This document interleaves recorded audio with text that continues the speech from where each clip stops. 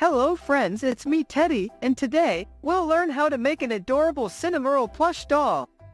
Let's get started. Begin by drawing 2 circles for its eyes. Remember to leave some space between them. Next, draw a curvy W shape for its mouth, placing it between and slightly below the eyes. From the left eye, draw an S-like shape that extends in a curved manner to create the left ear. Repeat the same step to complete the right ear. Moving on to the head, draw a bracket-like shape for the chin and a horizontal C-curve to form the top part of the head. Now, let's add 2 oval shapes below each eye to give Cinnamoroll those cute cheeks. Continuing to its body, draw a C-curve and extend a small curve on each side to create both arms.